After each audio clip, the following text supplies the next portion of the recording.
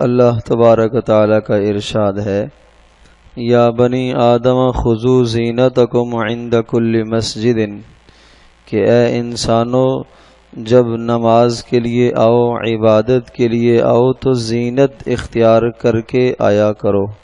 لہذا نماز کے دوران ایسا لباس اختیار کرنا جو اسلام کے نزدیک محمود اور پسندیدہ نہیں ہے، یہ زینت کے خلاف ہے۔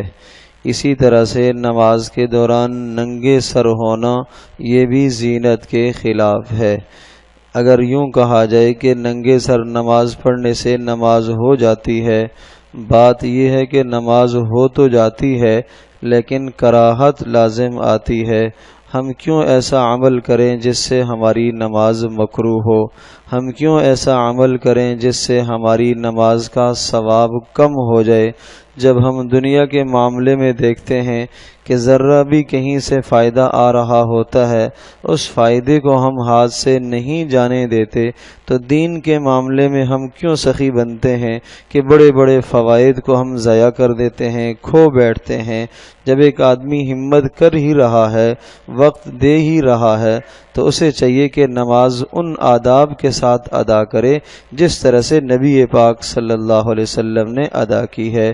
نبی اکرم صلی اللہ علیہ وسلم نے ہمیشہ سر ڈھک کر نماز پڑھی۔ 3 مواقع پر نبی پاک صلی اللہ علیہ وسلم کا سر ڈھکا ہوا ہوتا تھا۔ نماز کے دوران ہمیشہ سر ڈھکتے تھے۔ دوسرا، جب بیت الخلاء میں جایا کرتے تھے سر ڈھک کر جایا کرتے تھے۔ تیسرا، جب کھانے کو بیٹھتے تھے تو بھی سر ڈھک کے کھانا کھایا کرتے تھے۔ آج تینوں مواقع پر ہمارا سر اکثر و بیشتر لوگوں کا ننگا رہتا ہے۔ یہ خلاف سنت ہے۔ ایسا کرنے سے ثواب سے محرومی ہو جائے گی، نماز میں کراہت لازم آئے گی۔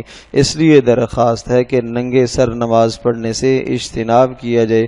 کوشش فرمایا کریں کہ سر ڈھک کر نماز پڑھیں تاکہ رسول پاک صلی اللہ تعالی وسلم کی نماز کی طرح ہماری نماز ہو جائے۔ اللہ پاک ہم سب کے لیے عمل کرنا آسان